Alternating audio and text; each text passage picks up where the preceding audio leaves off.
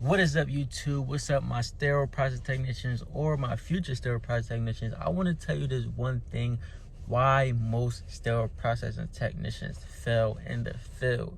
Okay, so the thing is, once you're a sterile process technician, it's a lot of things, well, not a lot of things, but it's certain things that you need to obtain to stay certified, and once you go to your school, right, a lot of people play with this thing, and you can't play with this because your facility will let you go, and they will not.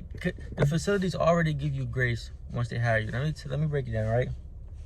Okay, so once you go to any sterile processing school, whatever school you done, if it's online school that got hands-on experience, okay, you do not need a certification to get hired, right? Now hear me out, right? You don't need a certification to get hired, but you do need your certification. It's very important, right? It's very important, and the facility give you grace because they give you some facilities give you like a year or 8 months to get your certification, right? And it's literally no excuse to not have your certification, right? Because once you finish your school and you studying, soon as you get out of school, go get that certification. I don't care what nobody say. Don't wait.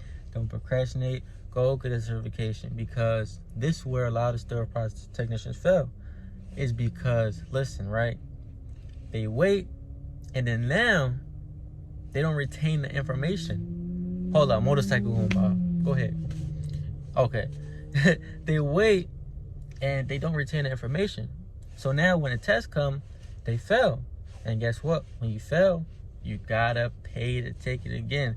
Not only you have to pay to take it again, you gotta wait like what 3 months or couple weeks to take it again. So now you're wasting time. So now if you wait last minute and your facility like, yo, you got a month to get certification, you didn't study, you failed the test, now you fired now. You fired now, they're letting you go because you don't got your certification. You waited last minute and now the time ran out. Now you need to find employment again. You basically went to school for no reason. And even if you get your certification, now you need clinical hours. Upon the certification, you need clinical hours to retain your certification. Once you pass that test, you get a provisional. A provisional is like a temporary certification until you get your clinical hours. So listen, go get that certification. ProProofs.com, that help you out, that helped me out. Quizlet, and I tell everybody this. The workbook is your best friend. We're on the 9th edition of the workbook. Both. Because that's where all the information from the test. Both. Create your own practice statutes, flashcards, whatever you gotta do, and make sure you go to school with some instruments. So, you knowledgeable once you're on the site. You're right now, okay, this is a basic set. There's a heart set. There's a ortho set.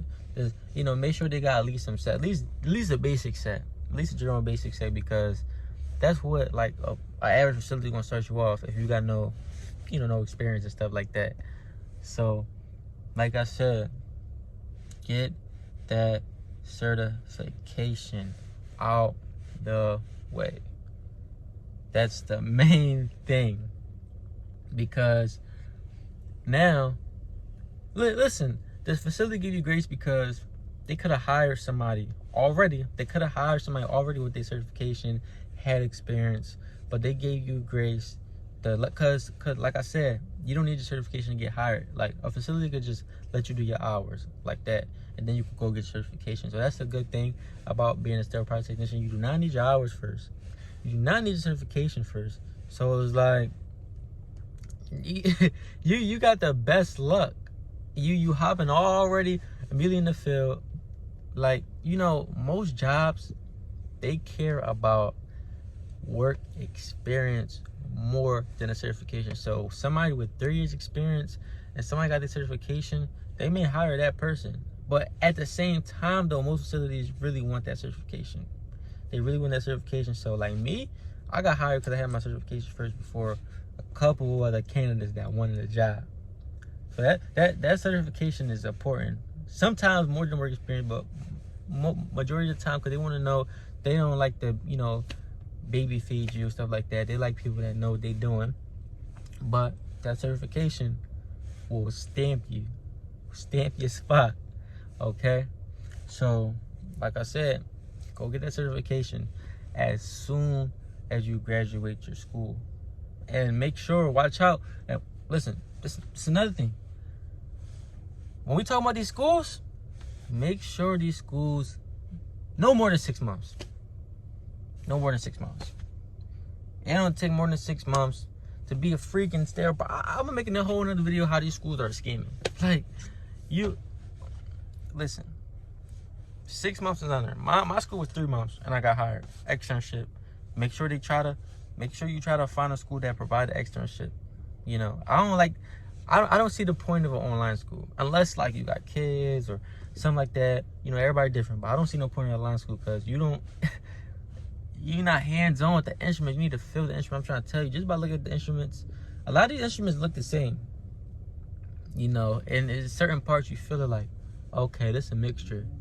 Okay, this is a messing bump. Okay, another motorcycle was coming in my video. Listen, man, why do you keep going in circles around the whole part? Like, but yeah, make sure you go to school with some hands-on experience so you can feel the instruments. But the whole topic of this video is that certification. I'm gonna keep saying it. Go get that certification. The CRCST. It's like 4 or 5 certifications. You got the CRCST. You got the AER, the Interscope Reprocessing. You got the CHL, that's leadership, like for management and stuff. And you got the vendor partner. I don't know. I want to look in the vendor partner. Like, when you get your vendor partner one, like, what do they do? Like, order the instruments or something? Like, I'm gonna look into that more. But make sure you click that CRCST, and then once you click the CRCST on that, go to the HSPA website. That's it. Go to the HSPA website. They're gonna have all the information.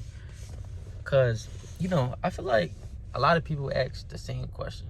You know, the HSPA website, CRCST, and it's going to list out the requirements on how you get the test, and they're going to show you where you take the test in your area.